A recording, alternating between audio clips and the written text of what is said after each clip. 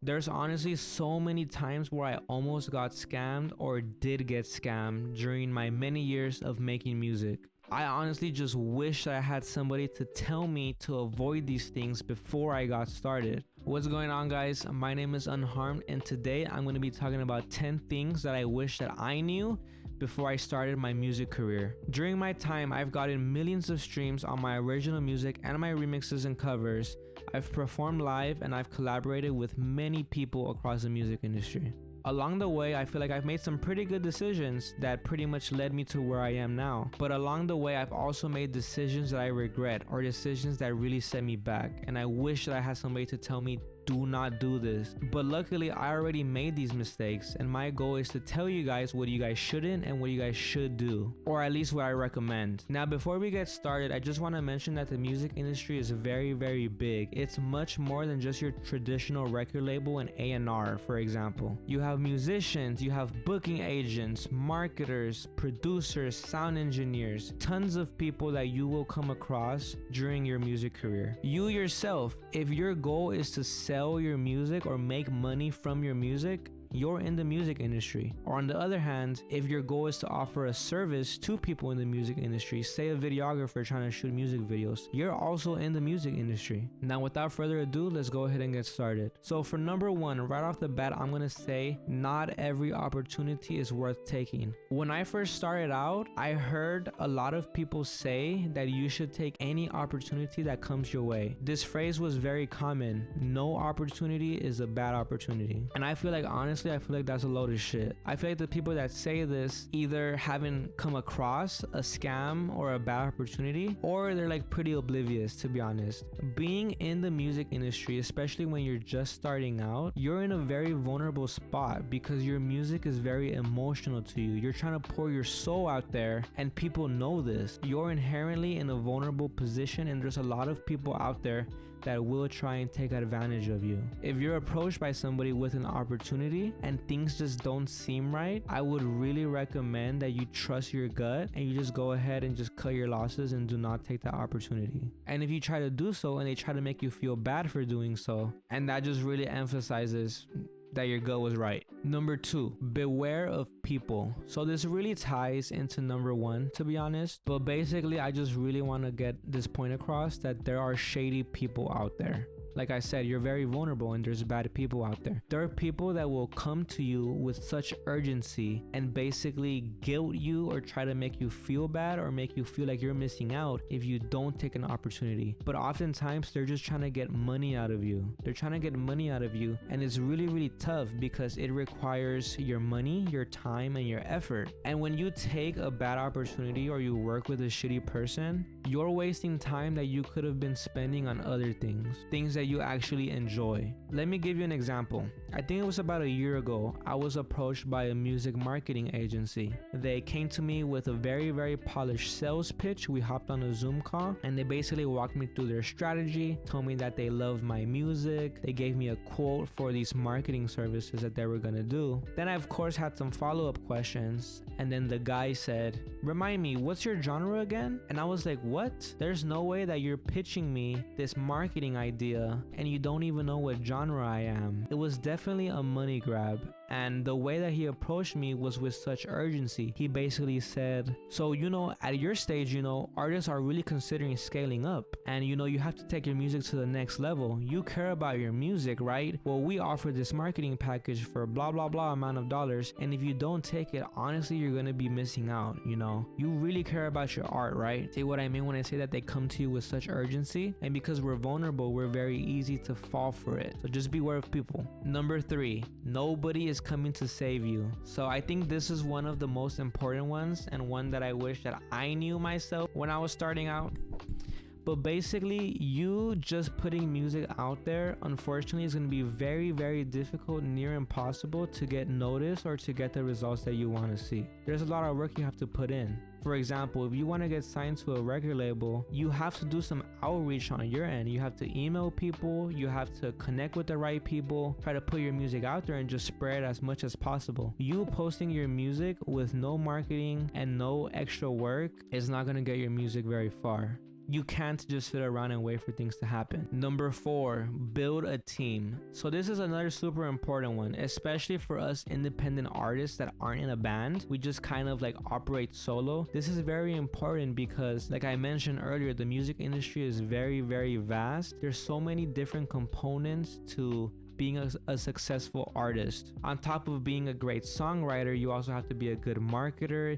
You have to be a good business person. You have to have negotiation skills. You need to know how to talk to videographers and plan out your direction and build your brand. So many different components that it can get very overwhelming. It's a lot for one person, but luckily there's a lot of people out there that if you come across the right people, whether it's friends or fans or people also in the music industry, you guys can help each other grow together. That's why so many people form collectives or join indie record labels, because they get a little bit more support from that community. And it's very possible to do that without signing away your rights, without signing away your music. Number 5, beware of scams. So on top of there being a bunch of shady people, there are straight up scams. Once you start getting paid from your music, for example, there gets to a point where you kind of have to reveal your payment information, like your bank account, your address, and a lot of sensitive information that you want to make sure that you're never giving away information to people that are scammers. There are a ton out there. So whenever you're contacted by a company, like say you're distributing with a certain company, make sure that they're legit. A lot of times people use official like businesses as fronts for scams. There's very, very obvious scams out there, and there's also a lot more sophisticated scams. And if you're more curious, I actually made an entire video on this subject. I'll link it in the description below so you can know of the many, many scams out there. I highly recommend that you watch it. Number 6, and this is my favorite one and one that I think that's the most important. Stop getting distracted by the numbers and the stats and the analytics. I think it's really good for you to be on top of how many monthly listeners you have, how many streams are you getting. I think it's very good. But there gets a point where you start comparing yourself to people and it becomes very, very toxic. I myself really fell into this for about a year to 2 years. I feel like it honestly killed my love for the music to the point that I almost quit. There was a point where I was checking my stats almost every single day, multiple times a day, and just getting anxious when a song or a piece of content didn't perform well. You want to make sure that you don't get to that point. Remember that everybody is different. Everybody moves at their own pace. And as long as you have your eyes on the goal, you will continue forward. Just keep pushing. Number 7, this is one is also very important. At least learn a little bit about music law and copyright. If you're gonna step in the world of music, it's at least important to know what you're getting yourself into legally. There's a lot of people that end up in shit because they illegally used a sample or they illegally did something that they shouldn't have. And it's very important for you to stay on top of it because you don't want to get in trouble down the line. Now, in the beginning, it seems like it's not important because there's so much music out there that it's very easy to go undetected, but I promise you that things will come up in the future. You just want to avoid that. Plus, a lot of information is just super useful to know. Like, did you know that in the United States, any artist can pay just $15 to release an official cover song of any song? And yeah, there's a lot of information on the internet, so do your research. Do a little bit more than just reading on Reddit like I did. Watch YouTube videos, watch courses, even use ChatGPT if you have to or something, but ideally you would get advice from a music lawyer or something like that, but I know it's expensive. Number 8, think of your creativity and your business skills as 2 separate skills. So making music is one thing,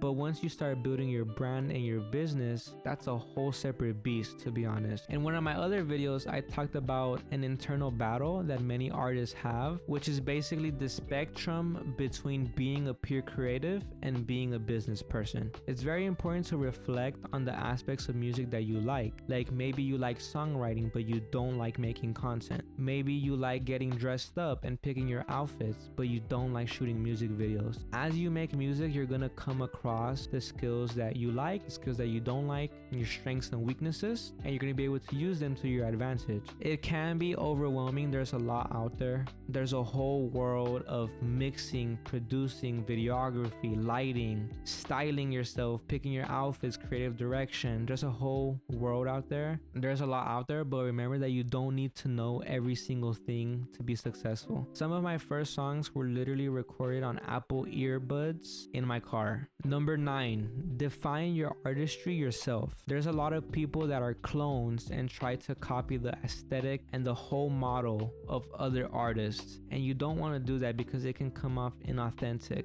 And honestly, it's easiest to be authentic because you're literally being yourself. You don't need to put yourself into like other people's shoes and try to reimagine yourself. For example, you can just be yourself. You can get pretty far with it, farther than you might think. And number 10, stop comparing yourself to others. I'm really gonna hone in on that. This ties into number 6, but I know I fell into this trap a lot. And all I'm gonna say is that if you're constantly comparing yourself, you're just wasting time that you could have been using to go ahead and make music and do things that make you happy, instead of just sitting there and looking at the analytics of other artists and just staring at their monthly listeners and stuff like that. There's so much more out there that's deserving of your time. So yeah, I would recommend that you stayed away from that. You try not to do that, even if it means deleting Instagram and TikTok for a while. And yeah, guys, that concludes the video. Thank you so much for tuning in. I hope this helped. I really wish that I had known these things when I first started out, because I feel like it would have saved me so much time and energy. But I feel like I'm in a place where I can now